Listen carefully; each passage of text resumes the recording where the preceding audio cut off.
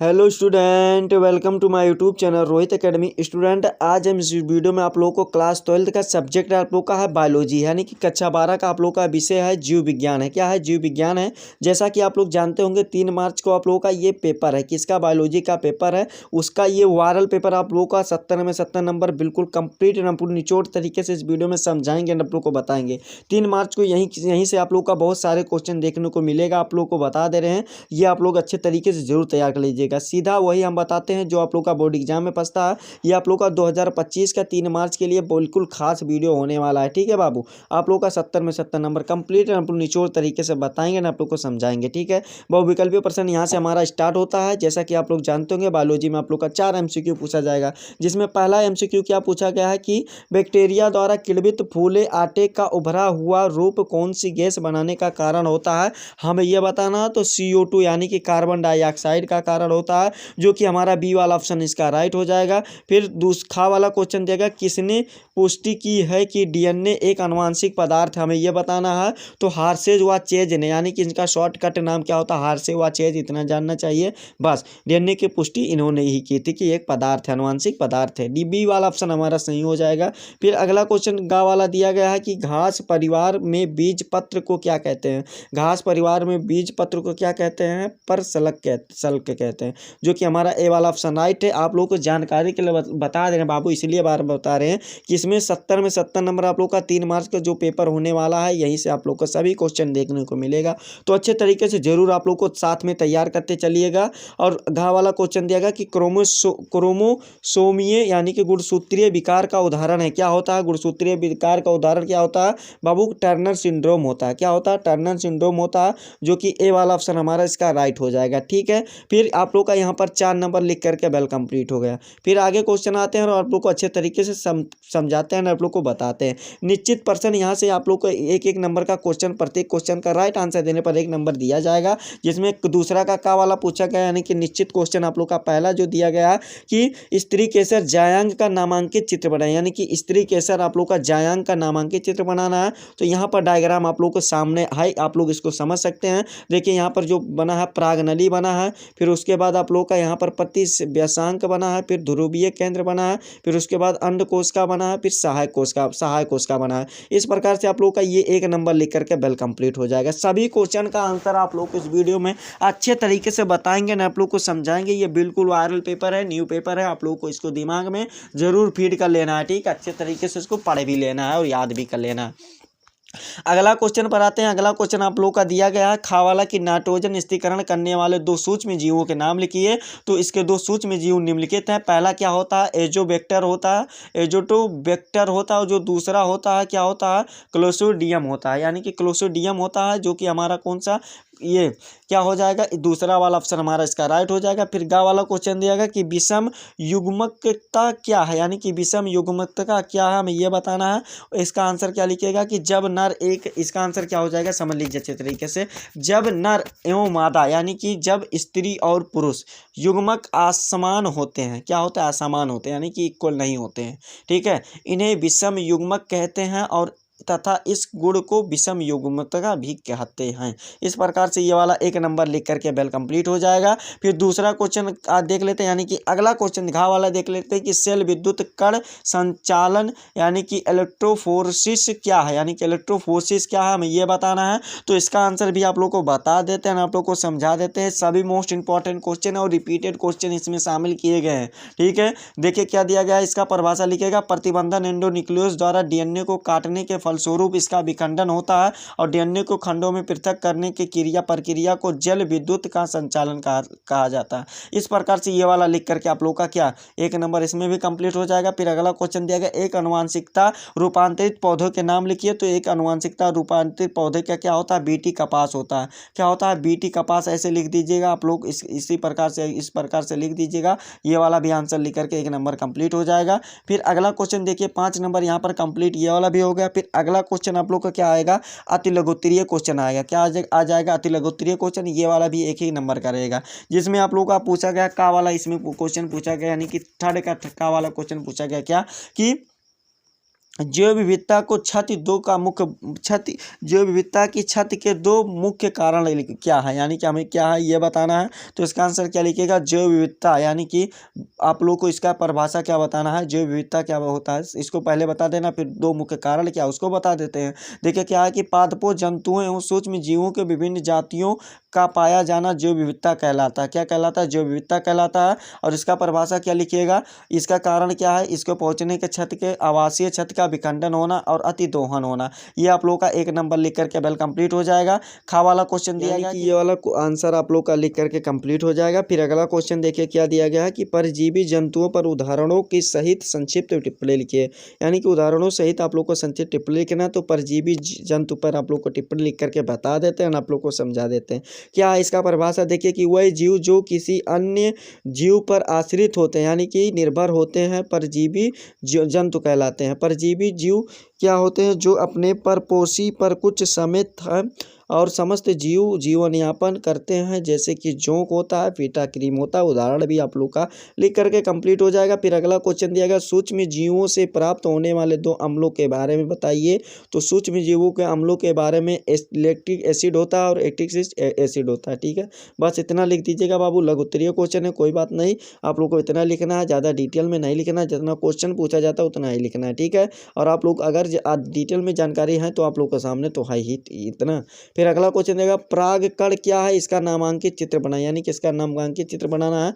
इसका आंसर क्या लिखेगा, प्रत्येक परागकण या लघु बीजाणु एक अति सूक्ष्म रचना है जिसका व्यास 0.025 मिली से क्या होता है, 0.115 मिलीमीटर तक होता है। और यह एक कोशिकीय रचना है जिसके चारों ओर द्विस्तरीय बीजोभित्ति होता है और भीतरी स्तर पतला व लचीला होता है और इसे अंतःचोल कहते हैं और बाह्यचोल विभिन्न रूपों में होता है। ठीक है,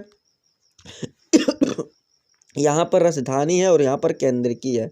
ठीक है, ये वाला लिख करके कंप्लीट हो जाएगा। फिर अगला क्वेश्चन दिया गया कि अनुलेखन इकाई के मुख्य भागों का नाम लिख, यानी कि अनुलेखन इकाई के मुख्य भागों का नाम लिखना। अनुलेखन इकाई ये दिया गया।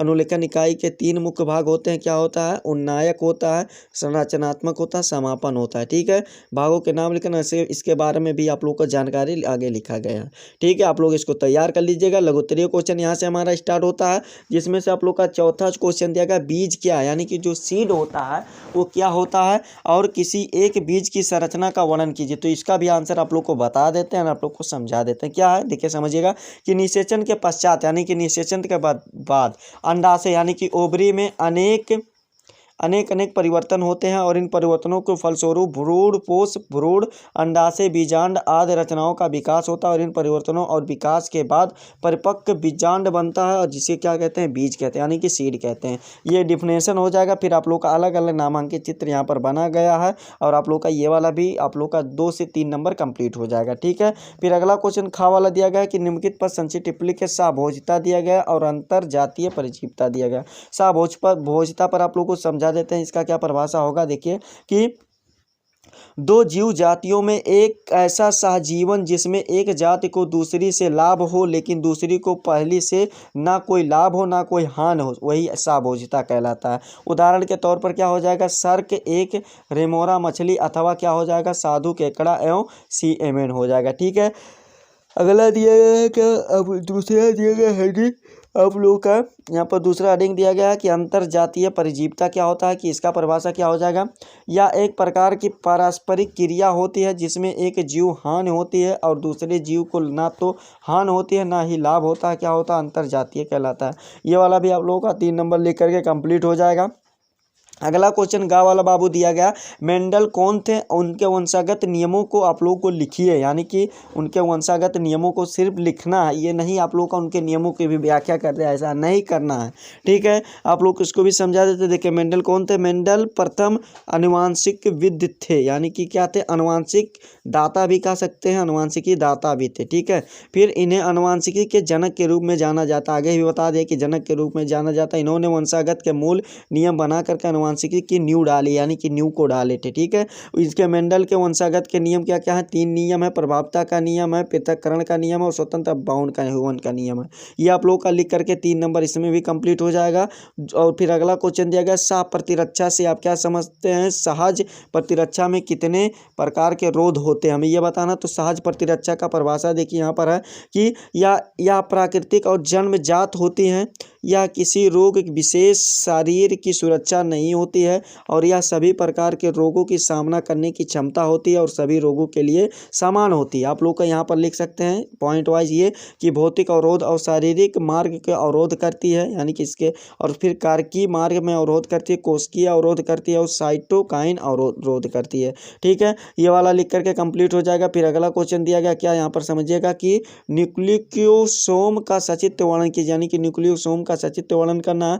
ये आप लोग को देखिए डायग्राम यहाँ पर आप लोग को सामने बना है। यहाँ पर आप लोग का देखिए डीएनए यहाँ पर है, फिर हिस्टोन्स है, फिर हिस्टोन्स है, यहाँ पर अष्टक है, फिर आप लोग का हिस्टोन्स का आप लोग का अणु का सर्भाग है, यानी कि ये वाला भी आप लोग का डायग्राम हो गया। फिर इसके बारे में भी लिखना चाहें तो यहाँ पर देखिए, यहाँ पर डायग्राम आप लोग को डायग्राम यहाँ पर बारे में भी लिखना चाहें, यहाँ से यहाँ तक हो जाएगा। आप लोग ऐसा करिएगा बाबू, आप लोग इसको वीडियो को रोक करके यानी कि स्टॉप करके पढ़ लीजिएगा, ये स्क्रीन शॉट मार के इसको जरूर रीड कर लीजिएगा और तैयार कर लीजिएगा। ठीक है बाबू। फिर अगला क्वेश्चन देखिए क्या दिया गया। अगला क्वेश्चन दिया गया कि फाइलेरिसिस क्या है और इस रोग के, यानी कि फाइलेरिस मतलब फील पाव क्या है, इस रोग के कारण और लक्षण लिखिए।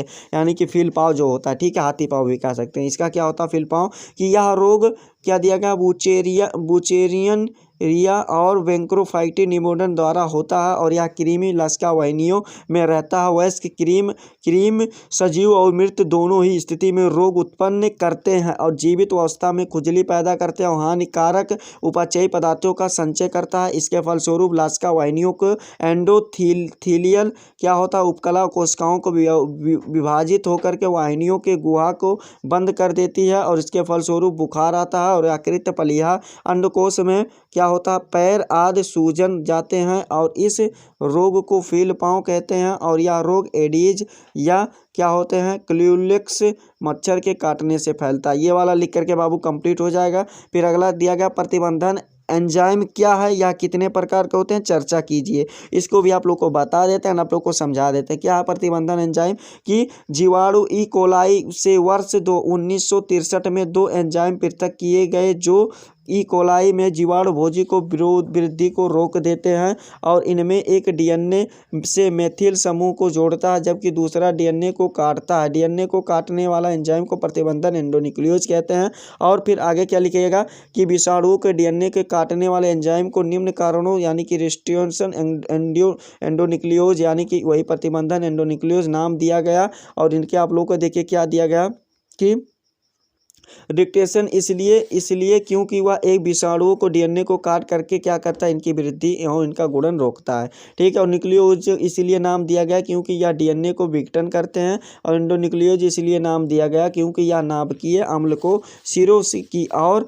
नहीं अपितु बीच में करते हैं। तो यह अभी लिख करके हमारा कंप्लीट हो जाएगा। फिर अगला क्वेश्चन दिया गया बायोरिएक्टर का सचित्र वर्णन कीजिए, यानी कि बायोरिएक्टर का परिभाषा भी बताना है और जिसका आप लोग को वो यानी कि डायग्राम भी बनाना है और आप लोग का डेफिनेशन भी बताना है, यानी कि परिभाषा क्या होता है इसको भी बताना है। देखो क्या दिया गया कि यह एक स्टेनलेस स्टील से बना बड़ा बर्तन के समान है जिसमें से सूक्ष्म जीवों और पौधे जंतुओं के व मानव कोशिकाओं का उपयोग करते हुए कच्चे माल को जैव रूप से विशिष्ट उत्पाद में वेस्ट एंजाइम आदि में परिवर्तित किया जाता है। और क्या होता है, बायोरिएक्टर वांछित उत्पाद पाने के लिए अनुकूलतम परिस्थितियों उपलब्ध कराता है और जैसे तापमान, पीएच और किरायादार लवण, विटामिन और ऑक्सीजन आदि सर्वाधिक प्रयोग में लाया जाने वाला बायोरिएक्टर यानी कि बिलोडन प्रकार है। ये आप लोग का हो जाएगा। फिर यहाँ पर देखिए डायग्राम भी आप लोग के सामने यहाँ पर बना गया है। फिर आप लोग का यहाँ पर इसके बारे में भी और जानकारी प्राप्त करना चाहते हो तो यहाँ पर भी आप लोग पढ़ लीजिएगा इसको अच्छे तरीके से।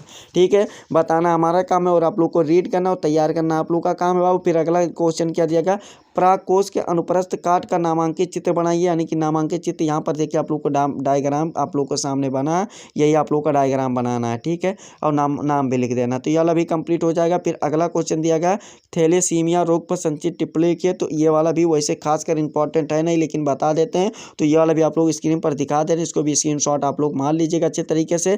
फिर अगला क्वेश्चन जो मोस्ट इंपॉर्टेंट क्वेश्चन है, देखिए क्या है बाबू, इसको भी समझ लीजिए कि किण्वित पेय पदार्थ इस क्या है और इसका उदाहरण सहित वर्णन कीजिए। तो इसका आंसर बता देते हैं, देखो समझ लो इसका क्या है कि किण्वित पेय पदार्थ हेडिंग बनाना है। इसमें क्या लिखना है कि वह पदार्थ जो सूक्ष्म जीव यानी कि ईस्ट द्वारा किण्वन क्रिया से प्राप्त होते हैं, यानी कि किण्वित क्रिया या किण्वन क्रिया से प्राप्त होते हैं, किण्वित पेय पदार्थ कहलाते हैं। जैसे वाइन होता है, बियर आदि एल्कोहलीय पेय ईस्ट कोशिकाओं द्वारा तैयार किए जाते हैं। अंगूर के रस के सेक्रोमाइसिस क्या होता है, सेरोवीजी और सेक्रोमाइसिस और एलिप्सोसीड्स द्वारा किण्वन से वाइन बनती है, और माल्ट या जौ के रस से बियर तैयार की जाती है, ठीक है। और न्यूटाइल क्या होता है, न्यूटाइल अल्कोहल या एसीटोन आदि बैक्टीरिया द्वारा किण्वन से निर्मित होते हैं। तो ये वाला लिख करके कंप्लीट हो जाएगा। फिर अगला क्या दिया गया, स्तन ग्रंथ के आरेखीय काट का नामांकित चित्र बनाइए, यानी कि ये बताना है। तो यहाँ पर आप लोग को ये वाला भी डायग्राम देखिए आप लोग को सामने है, तो ये वाला भी अच्छे तरीके से आप लोग तैयार कर लीजिएगा, ठीक है बाबू। फिर आगे का क्वेश्चन देखिए क्या दिया गया, लघु उत्तरीय क्वेश्चन भी हमारा एंड हो जाता है। फिर आप लोग का दीर्घ उत्तरीय क्वेश्चन यहाँ से स्टार्ट होता है, यानी कि लॉन्ग आंसर टाइप क्वेश्चन यहाँ पर स्टार्ट होता है। इसमें जो मोस्ट इंपॉर्टेंट क्वेश्चन इसमें क्या है, प्रतिरक्षा किसे कहते हैं, यानी कि जो एंटीबॉडी होता है वो किसे कहते हैं, या कितने प्रकार के होते हैं, विस्तार से समझाइए। से आप लोग का 6 नंबर में क्वेश्चन पूछा जाता है। तो चलिए इसका भी आंसर आप लोग को बता देते हैं। प्रतिरक्षा यानी कि इम्यूनिटी होता है बाबू, एंटीबॉडी नहीं इम्यूनिटी होता है, ठीक है, इम्यूनिटी होता है। क्या लिखना है इसका कि शरीर में सभी प्रकार के रोग जनकों और उसके विषैले पदार्थ को दुष्प्रभाव को प्रतिरोध करके समअस्तित्वता बनाए रखने की क्षमता होती है, इसे शरीर की प्रतिरक्षा या प्रतिरोधक क्षमता कहते हैं। ये वाला लिख करके हमारा कंप्लीट हो जाएगा। फिर अगला क्या दिया गया, विशिष्ट प्रतिरक्षा के प्रकार, यानी कि टाइप्स ऑफ क्या होता है, स्पेशलिस्ट इम्यूनिटी क्या होता है। इसका आंसर लिखेगा विशिष्ट प्रतिरक्षा की पुनः 2 प्रकार से विभेदित कर सकते हैं। कैसे कैसे कर सकते हैं इसको समझ लेते हैं। सक्रिय उपार्जित प्रतिरक्षा होता है, फिर आप लोग का इसमें भी प्रकार होते हैं। देखिए ये क्या होता है इसको समझा देते हैं, फिर इसके भी प्रकार को बता देते हैं। देखो कि जब किसी जीव को अपनी कोशिका प्रतिरक्षा उत्पन्न करती है तो यह सक्रिय प्रतिरक्षा कहलाती है, और यह तब विकसित होती है जबकि व्यक्ति के रोग ग्रसित हो या रोग के लिए टीका लेता हो। तो ये वाला लिख करके आप लोग का कंप्लीट हो जाएगा। फिर अगला क्वेश्चन इसमें देखिए क्या दिया गया, इसमें अगला क्वेश्चन का वाला दिएगा, प्राकृतिक सक्रिय उपार्जित प्रतिरक्षा है। फिर दूसरा है कृत्रिम सक्रिय उपार्जित प्रतिरक्षा। ये वाला भी आप लोग पढ़ लीजिएगा अच्छे तरीके से। फिर इसमें आप लोग का टीका दिया गया, जो आप लोग का ये भी प्रकार दिया गया, आप लोग इसको डिटेल में बताना। टीका में भी आप लोग को जीवाणु को टीका होता है, जीव विषाणु को होता है, जीव विषाणु होता है, फिर विषाणु टीका होता है, यानी कि आप लोग को विषाणु के लिए जो टीका लगता है, जैसे पोलियो और चेचक के लिए। तो ये वाला भी अच्छे तरीके से आप लोग पढ़ लीजिएगा। फिर निष्क्रिय उपार्जित क्या होता है, ये भी 2 प्रकार के होते हैं। एक होता है प्राकृतिक अक्रिय उपार्जित प्रतिरक्षा होता है, कृत्रिम सक्रिय उपार्जित प्रतिरक्षा होता है। तो ये वाला भी आप लोग का कंप्लीट हो जाएगा, यही आप लोग का आंसर हो जाएगा, ठीक है। तो यही था आप लोग का बिल्कुल वायरल पेपर था, न्यू पेपर था, जो कि आप लोग को इस वीडियो में कंप्लीट एंड निचोड़ तरीके से बाबू बता